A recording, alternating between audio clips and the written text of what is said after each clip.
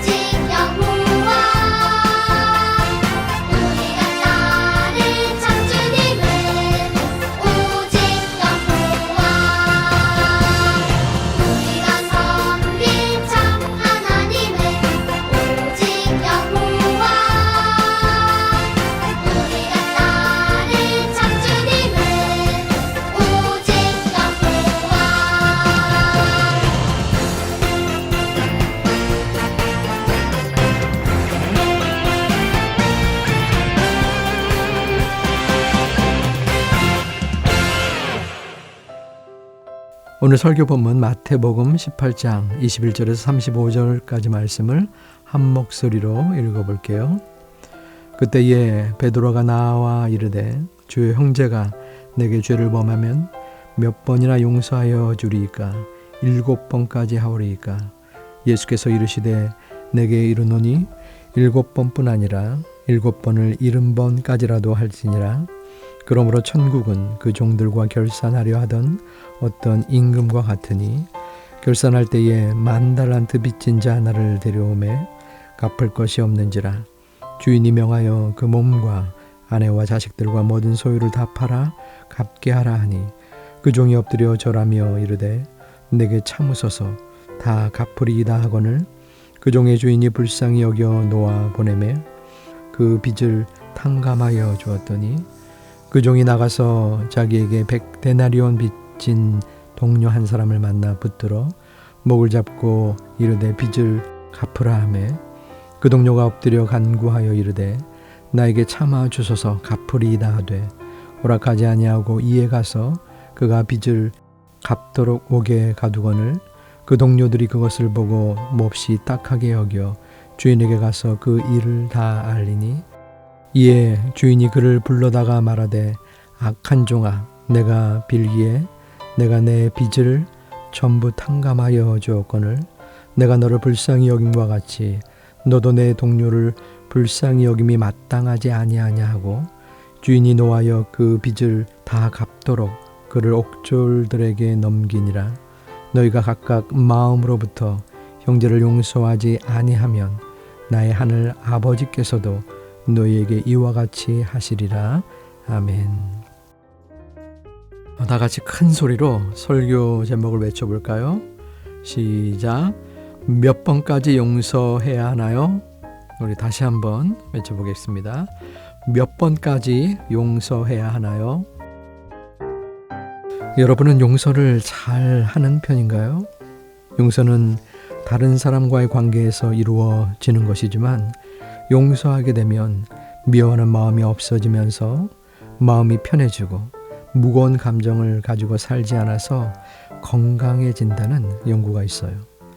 연구 결과를 보면 용서를 실천한 사람들의 70%가 정신 건강이 향상됐다고 해요. 또 용서하는 태도를 가진 사람들의 혈압이 평균적으로 10% 낮다는 결과도 있어요. 또 다른 조사에서는 용서와 관련된 교육을 받은 어린이 그룹에서 집단 따돌림 발생률이 약 20% 감소한 것으로 나타났어요. 이렇게 용서는 다른 사람뿐 아니라 나에게도 유익이 있는 것이죠. 하지만 그렇다고 해서 용서하는 것이 결코 쉬운 것은 아니에요. 그럼 우리는 어떻게 하면 다른 사람을 용서할 수 있을까요? 하나님은 우리를 용서하신 분이세요. 용서는 잘못을 벌하지 않고 죄의 책임을 묻지 않는 거예요. 하나님께서 우리에게 큰 용서를 베풀어 주셨어요. 오늘 말씀을 통해 하나님이 용서를 어떻게 보여주셨고 우리는 용서의 하나님을 어떻게 닮을 수 있는지 알아보도록 해요. 오늘 말씀에서 베드로는 예수님께 한 가지 질문을 했어요. 주여, 형제가 내게 죄를 범하면 몇 번까지 용서하여 주리까? 7번까지 하면 됩니까? 베드로가 7번까지 용서해야 하는지 묻는 것은 특별한 이유가 있어요. 당시에 윤리적 기준으로 3번까지는 용서하는 것이 옳다고 여겼는데 베드로는 그것보다 훨씬 많은 7번을 이야기하면서 그 정도면 충분하다는 생각을 품고 있었던 것이죠. 그런데 예수님은 베드로에게 7번뿐 아니라 7번을 70번까지도 할지니라 라고 말씀하셨어요. 이것은 용서하는데 제한을 두는 것이 아니라 무한히 용서하라는 말씀이에요. 예수님의 이런 용서에 관한 말씀은 베드로나 제자들에게는 쉽게 이해하기 어려운 말이었어요. 용서에 대해 율법이나 관습에서 이야기하는 것과는 전혀 다른 것이었기 때문이지요. 예수님은 그렇게 무한히 용서할 수 있는 이유를 알려주기 위해 한 가지 이야기를 들려주셨어요. 주인에게 10,000달란트라는 큰 빚을 진 사람이 있었어요. 주인은 이 빚을 진 사람에게 말했어요. 내 자신과 가족과 모든 소유를 다 팔아서 갚아라. 그러자 갚을 돈이 없던 이 사람은 주인에게 언젠가는 갚을 테니 참고 용서해달라고 빌었어요. 10,000달란트는 지금으로 치면 수천억이 넘는 엄청나게 큰 돈이었어요. 도저히 갚을 수가 없는 액수이지요. 주인이 마음만 먹으면 자신에게 큰 돈을 빚진 이 사람을 감옥에 가두거나 가지고 있는 모든 것을 다 빼앗을 수도 있어요. 하지만 주인은 그렇게 하지 않았어요. 오히려 돈을 갚을 수 없어서 용서를 구하는 이 사람을 불쌍히 여겼어요. 그래서 어떤 대가나 조건도 없이 놓아 보내면서 그 빚을 모두 탕감해 주었어요. 빚을 갚지 않아도 된다고 한 거예요. 빚을 탕감받은 이 사람은 도무지 갚지 못할 것 같은 그 큰 빚이 탕감되자 정말 기뻤을 거예요. 주인이 베풀어준 큰 은혜로 자신을 억누르던 모든 빚이 하루아침에 사라진 거예요. 그렇게 빚을 탕감받아 기뻐하며 나온 이 사람이 자기에게 100데나리온을 빚진 동료를 만났어요. 100데나리온은 지금으로 치면 1,000만 원 정도가 되는 돈이에요. 10,000달란트의 빚을 탕감받은 사람은 자신에게 빚진 사람을 보자 그의 목을 잡으며 돈을 갚으라고 했어요. 시간을 조금만 주면 갚을 땐 기다려주게. 그의 동료가 간청했지만 그는 들어주지 않았어요. 결국 그는 동료를 감옥에 집어넣고 빚진 돈을 갚을 때까지 갇혀있게 했어요. 그런데 이 모습을 본 다른 동료들이 안타까워하며 이 상황을 주인에게 알려주었어요. 주인이 그를 불러서 말했어요. 내가 너를 불쌍히 여김과 같이 너도 내 동료를 불쌍히 여김이 마땅하지 아니하냐. 주인은 화를 내며 그 빚을 다 갚도록 그를 옥졸들에게 넘겼어요. 예수님께서 말씀하신 이 비유에서 주인은 하나님이시고 10,000달란트 탕감받은 종은 우리예요. 우리는 스스로는 도저히 해결할 수 없는 죄라는 빚을 진 사람이에요. 이 죄의 값은 영원한 죽음이지만 예수님이 이 모든 죄값을 대신 치러주심으로 우리는 모든 빚을 탕감받았어요. 골로새서 1장 14절 말씀에 이렇게 나와 있어요. 그 아들 안에서 우리가 속량 곧 죄사함을 얻었도다. 우리가 도저히 해결할 수 없는 죄의 빚을 예수님이 아무 조건도 없이 모두 갚아주시고 하나님이 우리를 죄에서 용서해 주셨어요. 이 큰 용서를 받은 우리이기 때문에 우리도 다른 사람을 용서할 수 있는 것이에요. 우리는 용서에 대해 두 가지를 기억해야 합니다. 첫째, 용서의 출발점은 하나님이에요. 골로새서 3장 13절의 말씀을 함께 읽어볼까요? 내가 누구에게 불만이 있거든 서로 용납하여 피차 용서하되 주께서 너희를 용서하신 것 같이 너희도 그리하고. 아멘. 용서는 우리가 적극적으로 행동해야 하는 것이지만 이 행동의 시작은 우리 자신이 아니에요. 용서는 하나님께서 나를 용서하신 것을 기억하는 것에서 시작해요. 내가 이미 헤아릴 수 없이 큰 죄를 용서받은 것을 기억하면 그런 내가 다른 사람을 용서하는 것은 어쩌면 당연한 일이에요. 우리는 하나님에게서 온 이 용서를 흘려 보내는 거예요. 둘째, 용서는 하나님께서 주시는 자유예요. 때론 용서하는 것이 손해라는 생각이 들기도 해요. 하지만 오히려 용서가 하나님이 우리에게 주시는 선물이에요. 우리가 다른 사람을 용서하지 않으면 우리 안에 나쁜 성품이 나의 마음을 상하게 하고 힘들게 해요. 하나님이 주시는 용서의 성품은 내 마음속에 있는 상처와 어려움을 치유해요. 내 마음속에 있는 복수심 혹은 상대방을 향한 나의 원망과 같은 감정을 하나님이 주신 용서의 성품으로 사라지게 하시고 마음속에 자유를 주세요. 우리가 기억해야 할 것은 용서가 선택이 아니라 순종해야 할 명령이라는 사실이에요. 또한 말이나 겉으로만 하는 용서가 아니라 마음에서 이루어지는 진심 어린 용서여야 해요. 물론 용서는 쉽지 않아요.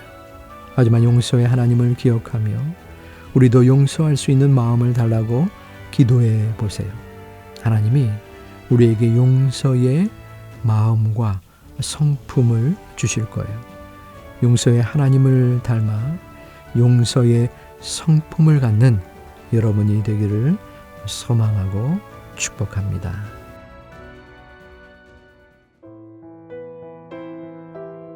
우리 함께 적용할 부분은 혹시 내가 아직까지 미워하거나 용서하지 못하는 사람이 있나요? 그 사람을 용서하기 위해서 내가 할 수 있는 무엇이 있을까요? 함께 나누어 보면 좋을 것 같습니다.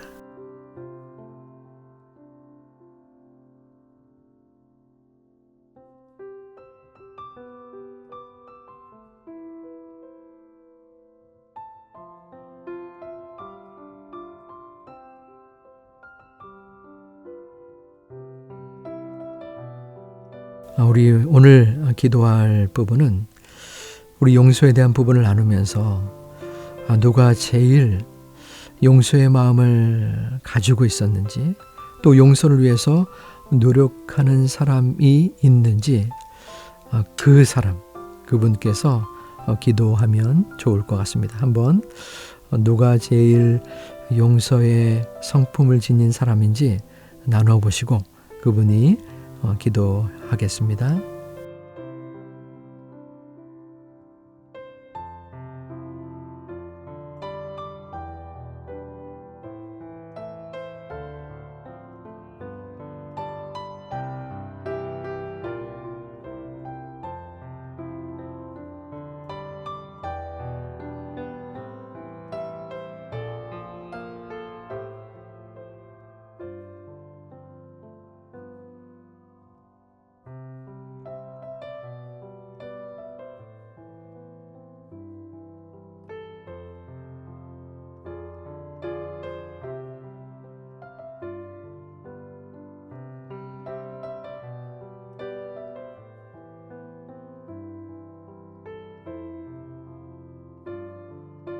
우리 다 같이 주기도문으로 예배를 마치겠습니다. 하늘에 계신 우리 아버지여, 이름이 거룩히 여김을 받으시오며 나라의 임하옵시며 뜻이 하늘에서 이룬 것 같이 땅에서도 이루어지이다. 오늘날 우리에게 일용할 양식을 주옵시고 우리가 우리에게 죄 지은 자를 사하여 준 것 같이 우리 죄를 사하여 주옵시고 우리를 시험에 들게 하지 마옵시고 다만 악에서 구하옵소서. 대개 나라와 권세와 영광이 아버지께 영원히 있사옵나이다. 아멘. 가정 예배는 가정에서 하나님을 함께 찬양하고 예배하는 소중한 시간입니다. 우리 귀한 마음으로 예배드린 모두를 축복하고 또 앞으로도 계속적으로 믿음으로 나아가기를 소망합니다. 샬롬.